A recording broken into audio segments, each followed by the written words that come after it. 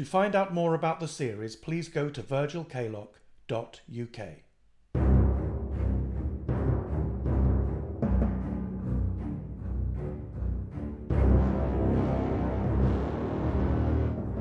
The Strange Tales of Virgil Kaylock. Wormwood.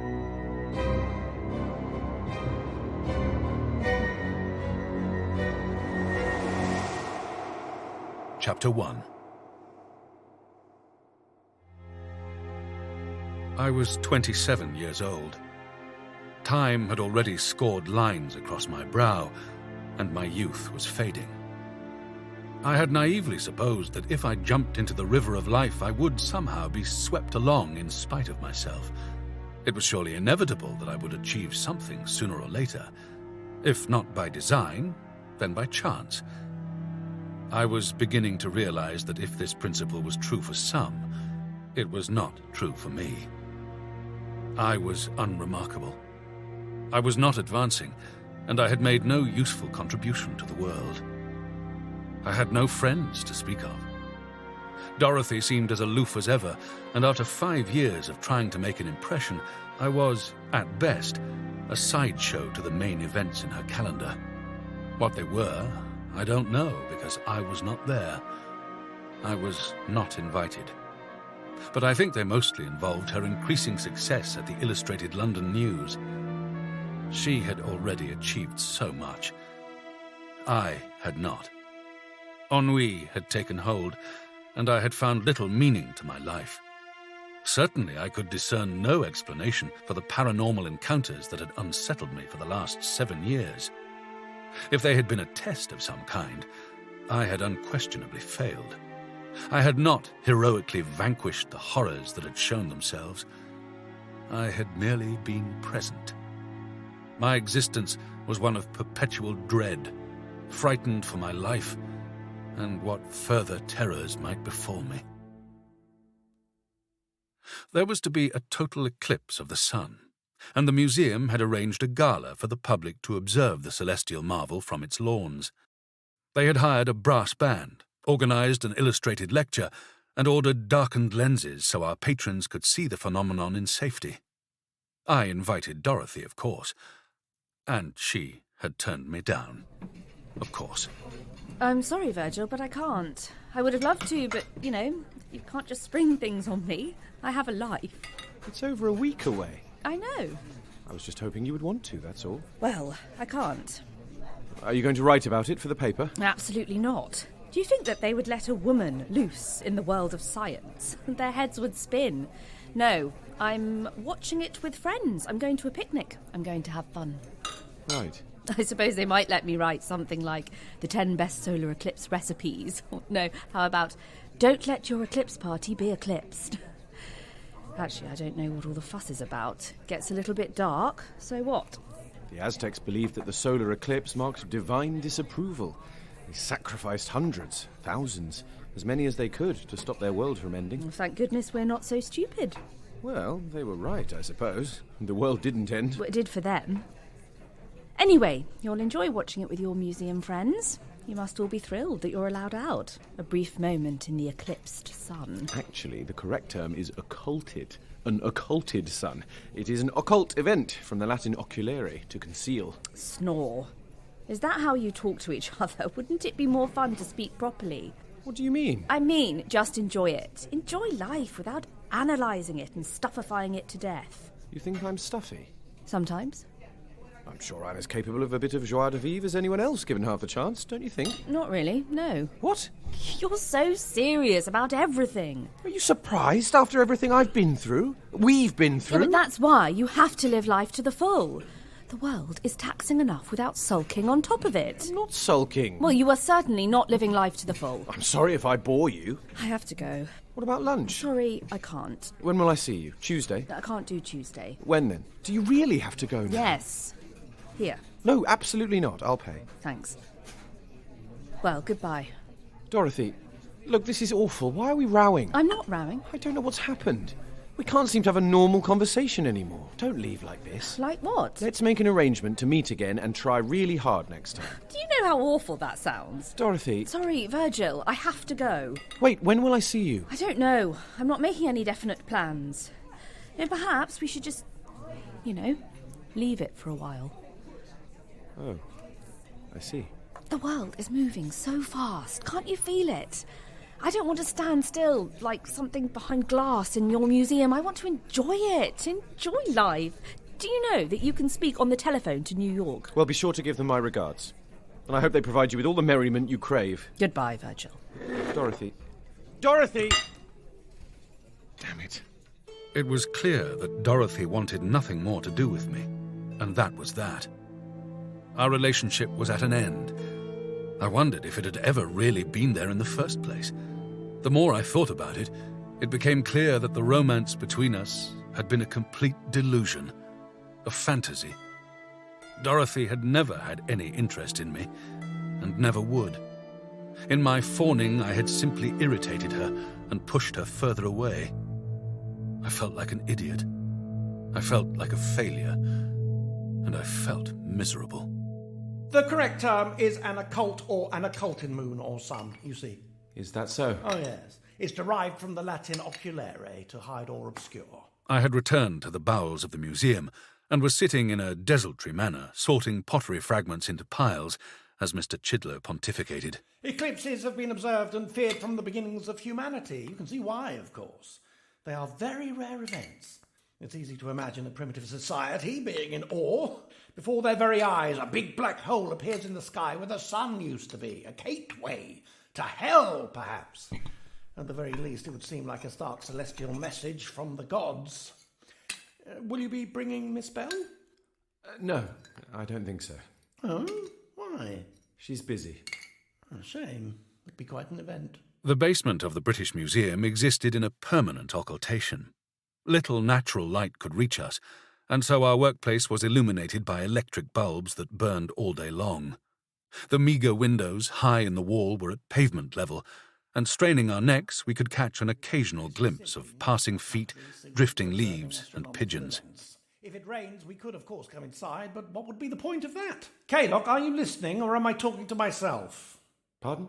Oh, yes, Mr. Chidlow. Your head is on another planet. What's wrong with you? You don't seem that interested in it. Sorry. It's a very rare event. Yes, I know. Sorry. Well, we may as well go up for lunch. What are you doing? That's not Corinthian. Isn't it? No, of course not. It's not even Roman, it's Hellenic. Oh, yes, so it is. Sorry, It's Greek, Kaylock. Yes. It's Greek. Oh, good grief, you'll have to do better than this. Where's your brain? Sorry, Mr. Chidlow. We are the guardians of the past, Kaylock. Of civilization itself. That comes with some responsibility, does it not? Yes. You are not indispensable, Kaylock. Remember that. I will. You'll have to sort it out after lunch. I'll stay down here, if you don't mind. What? No lunch? I'd better sort it out now, I think. Very well, suit yourself. I'll be back in an hour. I could hardly find the motivation to go on breathing. And so I remained alone, slumped at the table, poking at pottery shards, and sinking further and further into despondency. A tapping on glass. A flurry of dark feathers. A black crow stood, framed in the high window. It cocked its head and struck its beak against the pane. Perhaps it had caught sight of its reflection in the glass, and yet it seemed to be looking straight down at me. It didn't hop or fly away. It continued for some while, cocking its head from side to side and tapping. Then, in a commotion of shadows, it was gone, and in its place, the waxy, pale face of a man with beady eyes and jet-black hair. He tilted his head in curiosity. Then he smiled, revealing his teeth, and the world went black. Good God! The electric lights had blown. In my alarm, I had dislodged the tray from the table, and the ancient pottery smashed onto the hard floor. I fell to my knees, as if in my dismay I could save it. I crawled in the dark, gathering the broken pieces, but the fragile terracotta, which had only been shards to begin with, lay about me as tiny shattered fragments and dust. Mr. Chidlow, I can only apologise. It was an accident, a terrible, clumsy accident. I'm appalled at what has happened, really, really appalled. Mr. Chidlow sat behind his desk, looking over his glasses as I wrung my hands.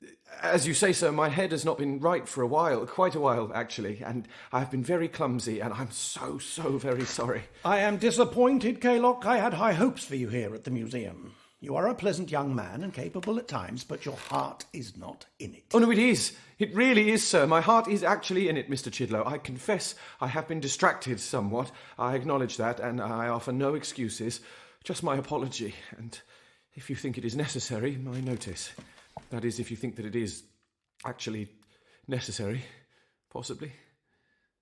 Mr. Kaylock, I am terminating your employment as of today. I have no choice, and I'm very sorry. I had hoped for better, but there we are. In the meantime, this arrived for you this afternoon. He thrust the paper towards me and turned his face away. Telegrams rarely deliver good news. It had come from Windermere, and it was a brief message from my Aunt Bethany. It's my father, sir. He is gravely ill, and I am requested to return home as soon as possible. I packed quickly and was at the station that afternoon, and after walking up and down the platform, I was able to find an empty compartment. I needed solitude in which I might nurse my misery. The journey was a familiar one, though I had not taken it for some time. Ever since I had left home, I had diligently taken the long train journey once a year, from Euston to Oxenholme to Windermere, and then on to High Skelton. It had been an act of duty more than anything else. With every visit, the disappointment in my father's face seemed to increase. We found little to say to one another, and after a few words from which he was able to establish my failure in all things, there were stretches of uncomfortable silence. Meal times were often so awkward that we would invent reasons to avoid them. So I had not returned for nearly 2 years. The dull autumnal landscape passed by without drawing attention to itself. I needed time to think. I had lived with so many years of resentment that I was not entirely sure that I had any feelings for my father at all. But my mother had died at my birth, and I had no siblings, so he was the entirety of my family. I think I may have felt more sorry for myself than for him. I sat hunched, my head leaning against the window. The dull autumn fields raced past, bleak and cold. The season had rendered them uniformly grey, save for the many black crows which seemed to gather everywhere in the fields and on the fences. The train had just passed Stoke when I became aware of an odour, a sharp, pungent smell, redolent of burning. Ah, there we are. May I join you? I resented the intrusion and would have preferred to remain alone. I pretended to be asleep. Not too cold for November, is it? The voice was oddly familiar to me. A friendly, avuncular voice. A lilting, gentle voice that made my throat tighten and my skin crawl. When all's said and done, it's only weather. Of course, we get too much of it in this country. In other parts of the world, they get none at all. I did not want company, and had chosen solitude. The fellow was talkative, bright, and cheerful, a demeanour completely at odds with my own. Are you sure you don't mind? No, not at all. He was a short man of middle age, with a sage-green three-piece worsted suit. He had an alarmingly pale face, small, bird-like eyes, and a mop of unruly black hair which seemed to grow vertically up from his head. Going far? Windermere. Ah, the lakes. The lakes have more weather than the rest of the country put together. I hope you are prepared. He leaned forward in his seat and rested his chin on the handle of his cane, as if to get a better look at me. And what awaits you in Windermere, young sir? I knew this man. My mind was in turmoil. Business? No. A holiday, perhaps? Family. Of course. The very best reason to travel. Family. Do you mind if I smoke? He took a tin from his pocket and began the long ritual of stuffing and packing a pipe. The concentration and rigmarole did not prevent him from talking, however. Ah, yes. Family. Our comfort and our affliction. Our succour and our vexation. You won't find one without the other. With the pipe lit, the strong odour intensified. It was the smell of sulphur. Tickets, please. Thank you, sir. How long until we reach Oxenholme, Inspector? About 3 hours, sir. Thank you, sir. Such a pleasure to have company on such a long journey. Don't you agree? Haven't we met before? I believe I know you. Well, now, isn't that odd? I think we may have done. One meets so many people, it is entirely possible that it happens more than once. How do you do? Is it Mr. Greenhill? Yes, indeed. Pleased to make your acquaintance. Again. Now, you were telling me about your family in Windermere. Was I? Family. The only place to go when life's vicissitudes come calling. An encouraging word from father and mother's loving caress. How is your mother? She's dead. But of course she is. Quite so, quite so. Now then, shall I tell you the reason for my journey? Yes. Why, to see the eclipse, of course. And do you know the very best place to observe the eclipse? No? Why, it's Windermere. Oh. Yes, Windermere. Perhaps you would like to join me. We'll see it together, shall we? I'll reach out to you nearer the time, but I'm intruding. You look tired. The pungent smoke thickened around me. A great weight dragged at my soul, pulling me down. I closed my eyes and turned my face to the window. You're very tired. Yes, I am, rather. Sleep. It's the best thing. The best thing. Sleep away. Try as I might, I could not help myself from falling into a dismal torpor. A weariness sat heavily upon my soul, and I was crushed by the weight of my despair. Yes, come sleep. The balm of woe, the prisoner's release. Nod away. After all, what else can one do? For our days in the sun are all too brief, and soon shall pass. All will come to naught, and all shall return to dust. The sun itself, Phoebus' car, shall, like a brief candle, be snuffed out, and night's black princes will reign. The broken angel will raise his flaming torch in the eternity of night. The world and all its souls are for the dark. Rest, my darling boy. Sleep. Dream away the little time that's left to you, my golden one. Arium unam de sacris clavum. Rest, Virgil Kaylock.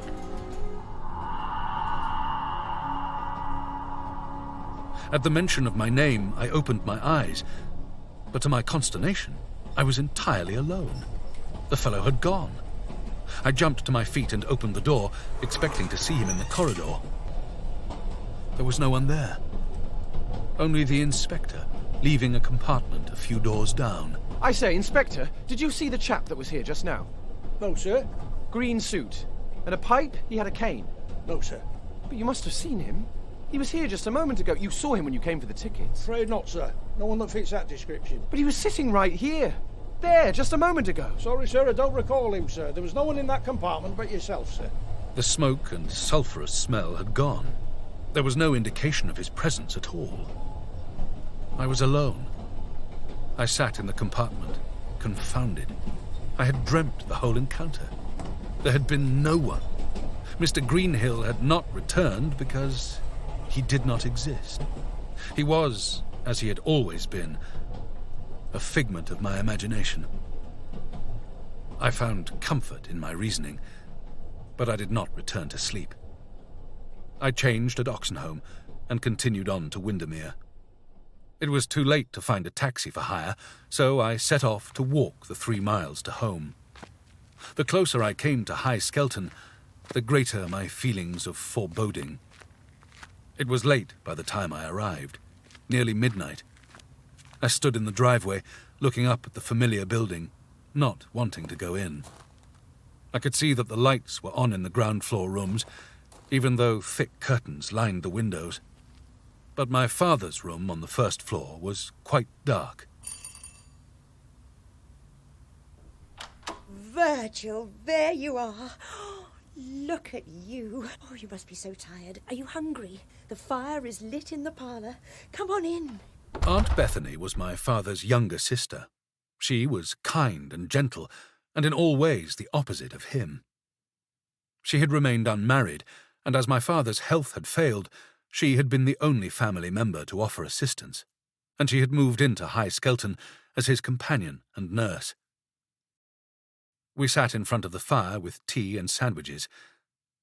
Aunt Beth looked older, but then everybody does.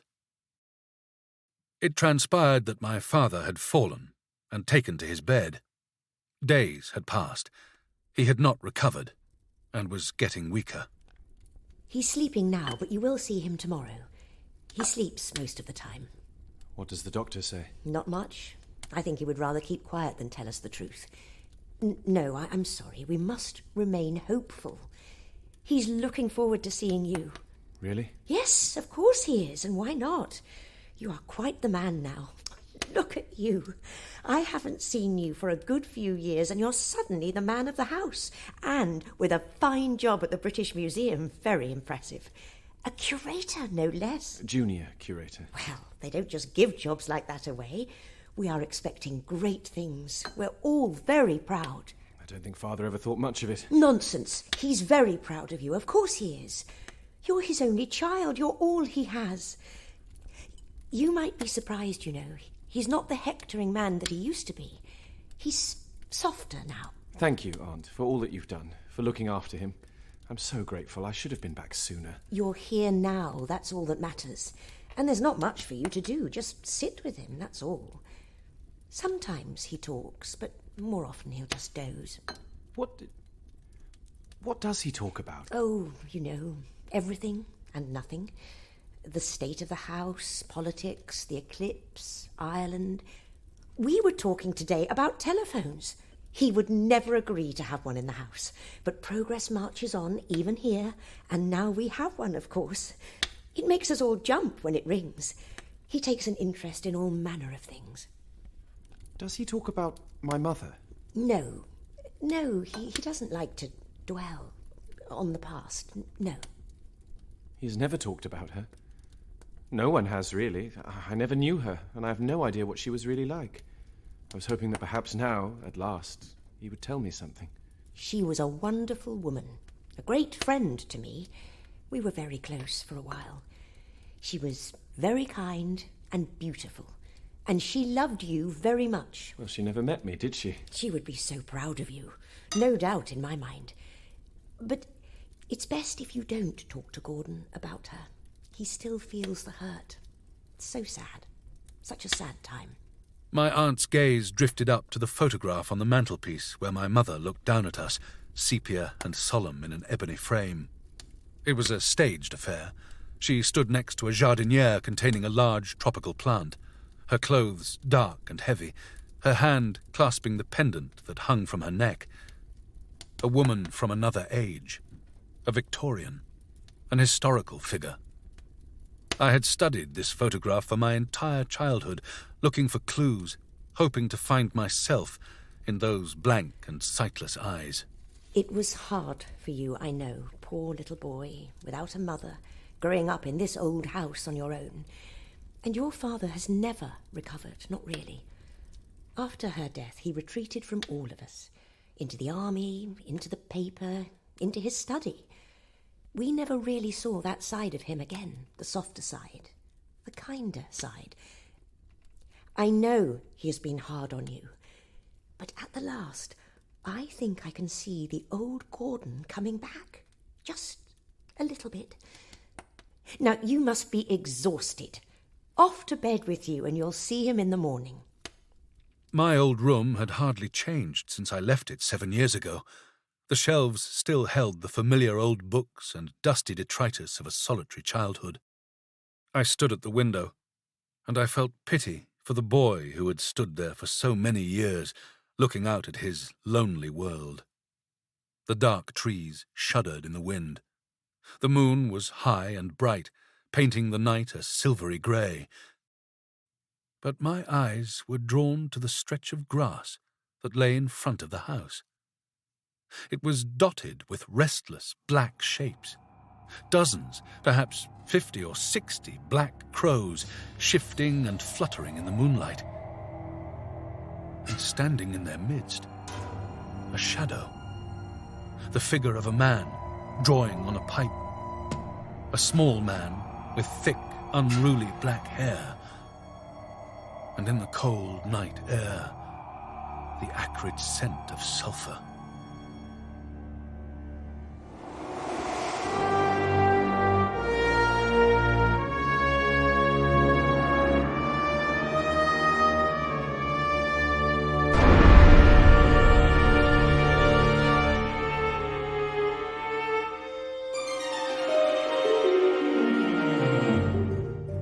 In Wormwood, Chapter 1, by John Ram, Virgil Kaylock was played by Nicholas Bolton, the young Kaylock, Daniel Fraser, Dorothy Bell, Ellie Turner, Aunt Beth, Jenny Funnell, Gordon Kaylock, Sam Dale, and the part of Mr. Greenhill was played by Gary Lilburn. The music was composed and performed by Neil Brand.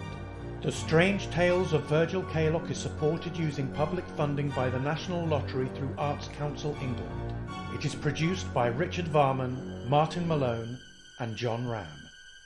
It is a Kaylock production.